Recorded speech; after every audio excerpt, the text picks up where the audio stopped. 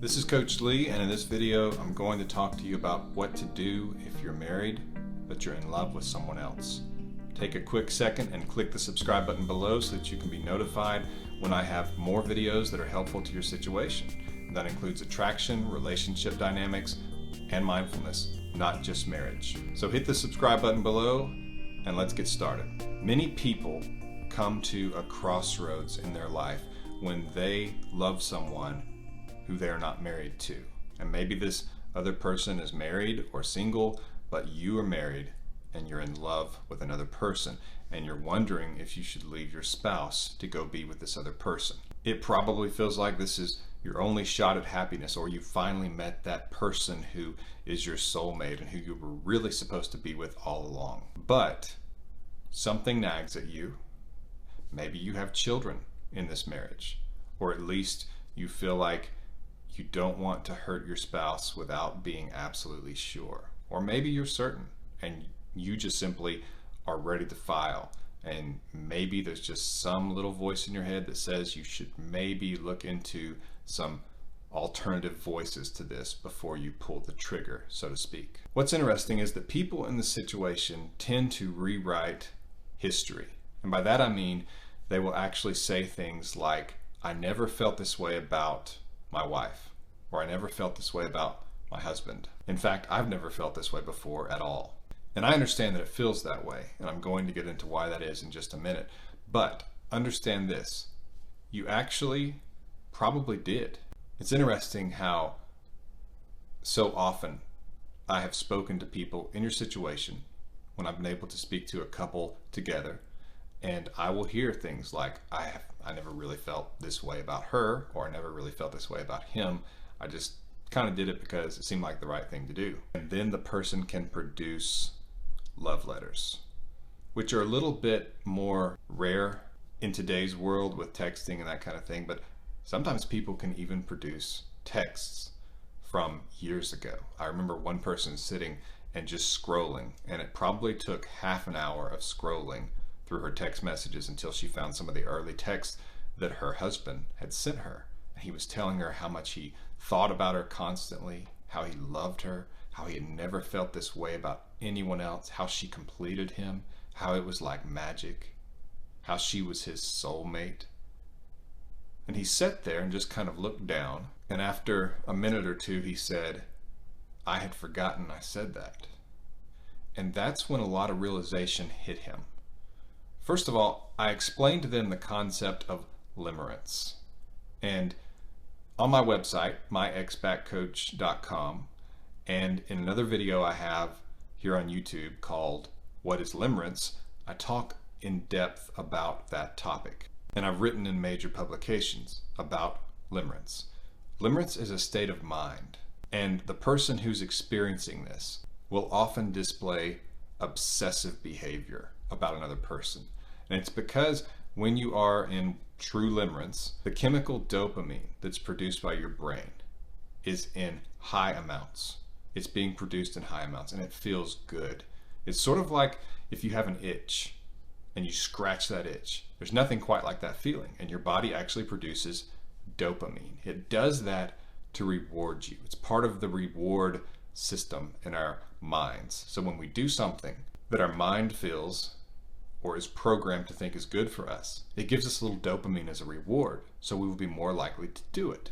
And it's known as the feel-good chemical for obvious reasons, and we start to associate that feel-good sensation, that chemical rush, with this other person.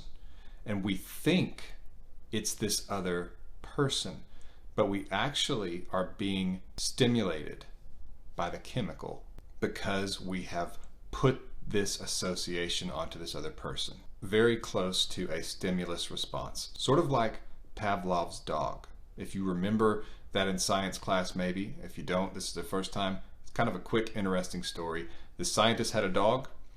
Whenever he was getting ready to feed the dog, he would ring a bell and then feed the dog. After a little bit of time, he could ring the bell and the dog would drool. He hadn't put food in front of the dog, he just rang the bell, which, because the dog had associated the bell with getting food, he had a physical response. It's fairly similar to that. And I certainly don't mean to denigrate your relationship with this person, But I am telling you that there is something beyond the idea that this is a magical, universal, soulmate type connection. It's probably not. You wanted to hear an alternate voice, right? You wanted to at least have someone tell you what this could be, or that this could be bad for you, to just give you things to think about. So bear with me. I don't mean to try to denigrate what you have or minimize what you have, but I am telling you some of the science behind it and giving you some things to think about if you're really thinking that you're in love with this person and you want to leave your marriage for this person. Now, limerence will fade away. And I know at the moment it feels like you will feel this way forever, and that having this person every day with you would be like a holiday, like an eternal Christmas or something like that. And it usually feels that way because we don't have it, because you're feeling that you're in a situation, and if you could get out of that situation and just be with this person, if you could get over that hump, there's wanting what you don't have, and dreaming about it actually even impresses that more in your mind, that you believe it would just be so wonderful. The fact that it has to be a dream, that you can't just get it right now, makes it even more powerful and contributes to limerence being more powerful.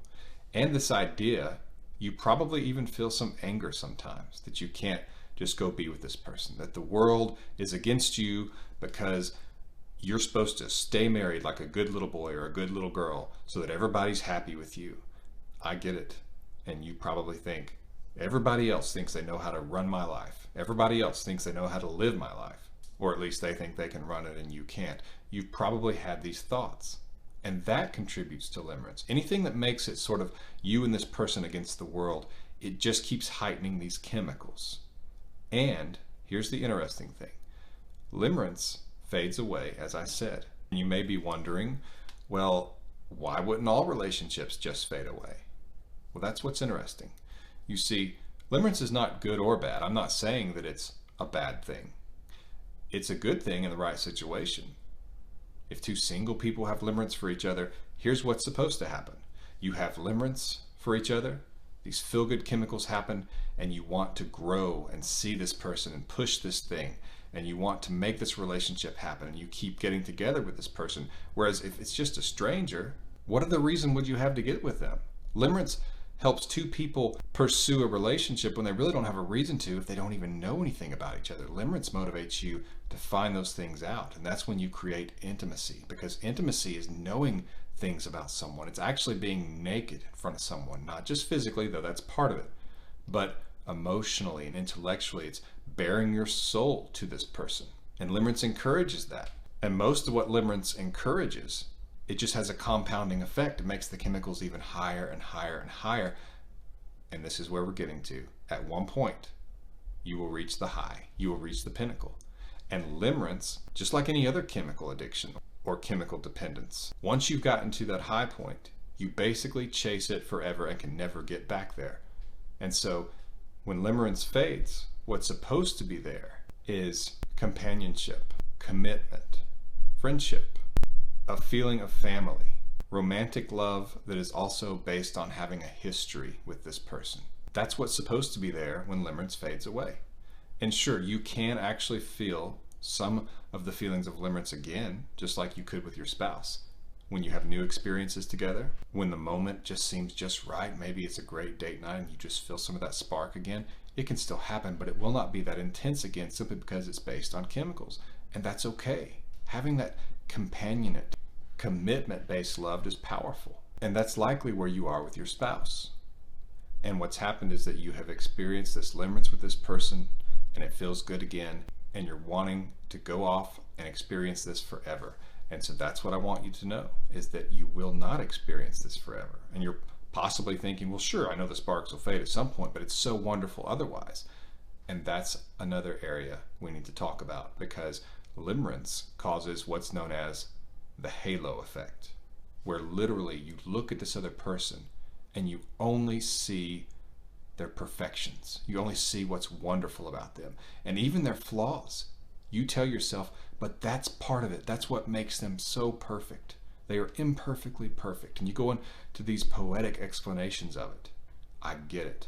I've been there. I work with people who are there and who have been there. I'm not getting on to you for it. I'm simply telling you that those things that seem to be imperfectly perfect, those flaws, will have a magnifying glass on them as limerence starts to fade. And I'm telling you that it's worth reconsidering and knowing that at some point limerence will fade, usually within a few months, but it can reach a couple years. That's fairly rare. And when it fades, you will probably be sitting in the aftermath with deep regret if you have left your family, you've broken your home, you've broken your vows, you've walked out on your spouse. It will likely be a very big negative.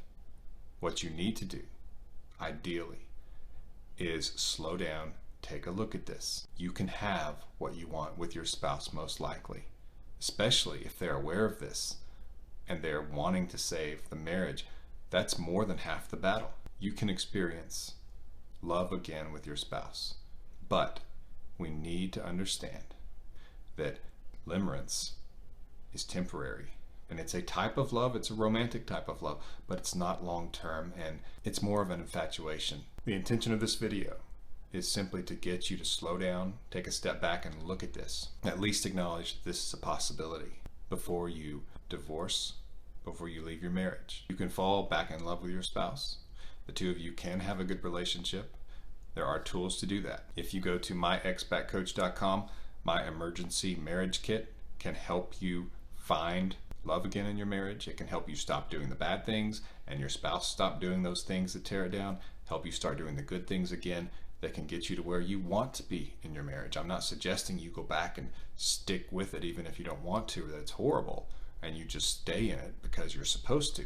That's not at all what I'm suggesting. I'm suggesting you make it wonderful. I have a link in the description below to my video on limerence, and it would be helpful for you to watch that video. But just know that what you are feeling for this person will probably be something you will feel for someone else after that fades away and you'll be back in the situation again. People who are vulnerable to it, it's good for them to know that they are, so that you can protect yourself from this happening again and again and again, because that is a pattern that I see. People will fall for these chemicals, for this high, and when it fades, they'll find it in someone else and they'll keep saying, I never felt this way before. I never felt this way before. I never felt this way before. Sometimes they remember saying it and they can catch themselves, but others can't. And you become one of those people, as we say, who are addicted to love. You're actually addicted to limerence, which is mostly dopamine, which means you are addicted to dopamine. It's the high, and it's even something that's produced in your mind when you see a picture of this person or the thought of this person, and the idea of losing this person, the fear of loss, that maybe this is all a house of cards if you two were found out, that actually enhances it as well. And so a lot of this, it's as though you were drugged to feel this. Again, there's nothing wrong with feeling this for someone. And when two people are single, it's a wonderful thing, and they can often develop those other feelings of love and the parts of love that are much more than feeling based. But I'm also telling you that you likely experienced this with your spouse and don't remember it at the moment. And you can get a lot of this with your spouse, even though you can't get this intensity again. But just know that that shouldn't be what you're chasing anyway. So take a look at the link in the description below to my video about limerence and to my emergency marriage kit. Please click the subscribe button below if this video has been informative and helpful to you. This has been Coach Lee, and as always, thank you for watching.